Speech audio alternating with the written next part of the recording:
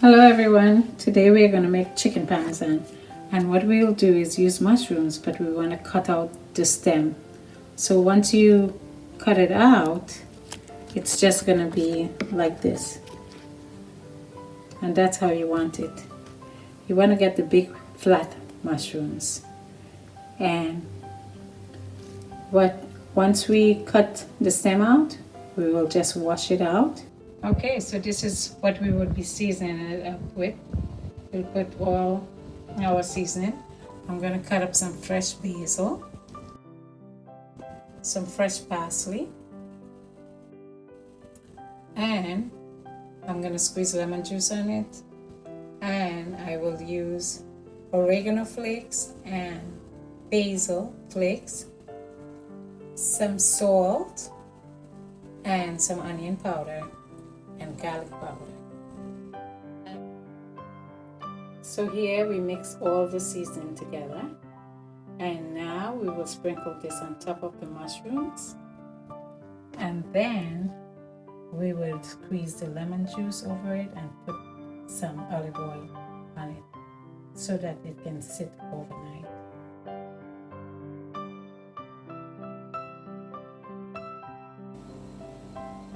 So I cover it with the plastic wrap, and I would put it in the refrigerator so that it can stay overnight, and all the seasonings can marinate the mushrooms so that it will taste really good. Okay, so we're about to start making our chicken parmesan.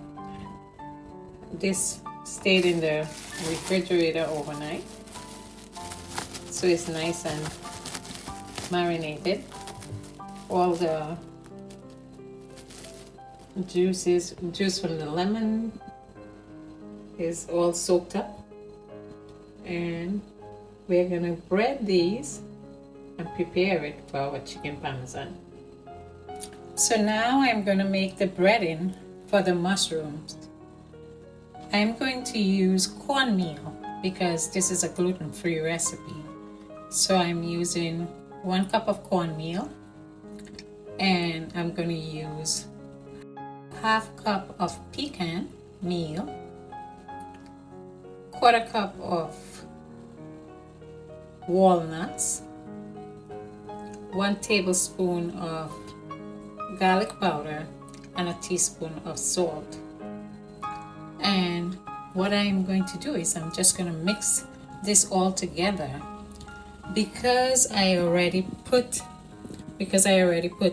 oregano and basil and parsley in the mushroom, I'm not going to put any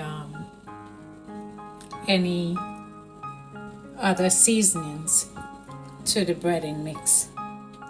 So I'm going to add all of this into the bowl, mix it together, and then I'm going to bread it and show you what it's going to look like. I'm just going to use a spoon and mix it up.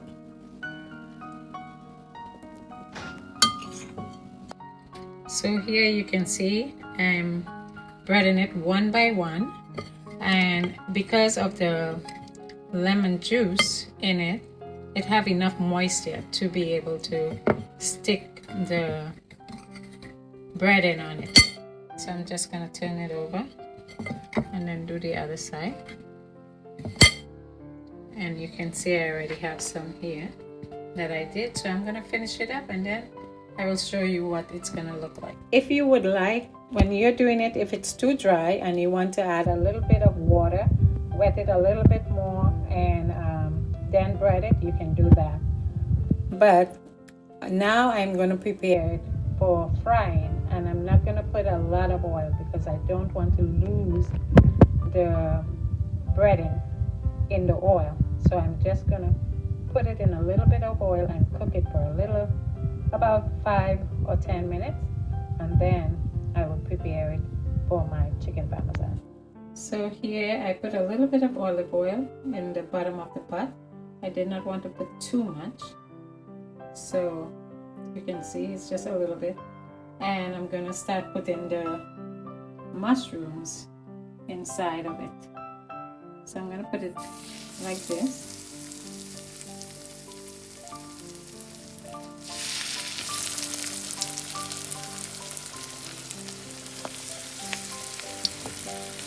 want the oil to be on all of it. And I'm going to fry this on medium heat, so this way it's not going to be burning.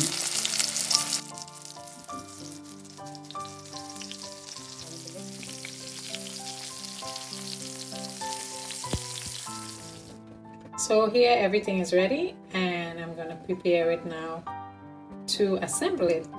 And I'm going to show you how I make my cheese and how I am doing my tomato sauce.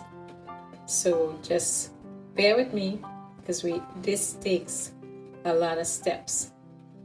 I broke out a piece of the mushroom so that you can see what it looks like, and you can see it look almost like real chicken breast, and it tastes so good. You've got to try this recipe. So now I'm going to prepare the marinara sauce. So I'm going to put garlic, onion, tomato, basil. I got 3 basil leaves, and half a teaspoon of oregano flakes. Because we already seasoned the chicken breast, I don't want to overpower it with too much of the oregano flavors. So I'm going to grate my tomatoes so I can have fresh tomatoes. I'm going to grate my onion and my garlic, and then I'll just saute my onion and garlic for a little bit and add everything in the pot, and you will see what it's going to look like. So here I'm sauteing my onion, my basil, my garlic, and oregano in the pan, and I'm going to add my grated tomato sauce in here.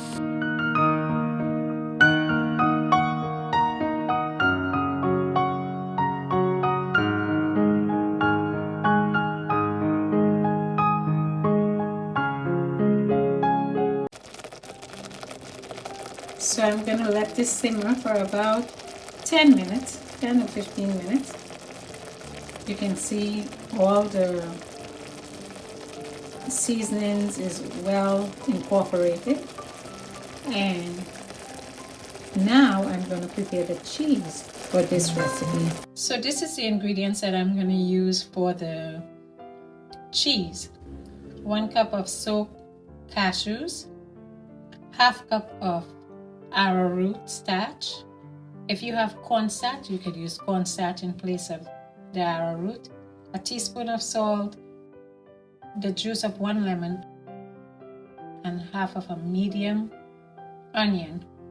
I'm also going to add 3 tablespoons of olive oil to this recipe. So what I'm going to do is I'm going to put everything in a blender and blend it up with half a cup of water. And you want to blend it until it's smooth.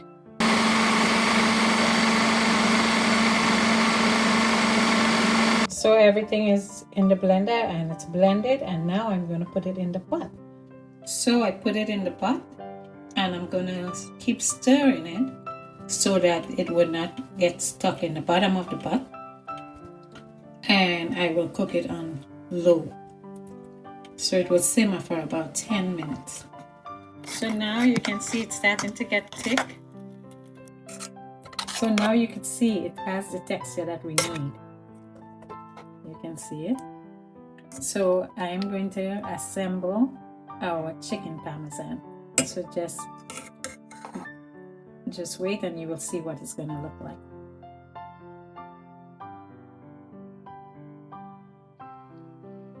So now I put the marinara sauce. I'm going to just cut up some fresh parsley and sprinkle over that. And then I'm going to put my mozzarella on it. Okay. My cheese is on. I'm going to cut up some fresh parsley again and some basil. And I put on it. And now I'm going to put it in the oven. And you're going to see what the final product looks like. Okay, just need about 10 more minutes and we would be ready to eat our chicken Parmesan, vegan, gluten-free chicken Parmesan. It looks so good. I can't wait to try it. Here's my zucchini noodles that I'm going to serve my chicken Parmesan on. So here's the masterpiece, guys. Finally, it's finished. It took a lot of work, but it's worth it. And you know what's good about this? When you bite into this, you don't have to worry about having cholesterol problem because it's not real cheese, but it tastes just like mozzarella cheese. And when you bite into the mushroom, the flavors just burst in your mouth, especially because of that unique flavor with the pecans and the walnuts. So whatever you eat or drink, remember to do it all to the glory of God. May God bless you as you take this recipe and share it with your friends and family.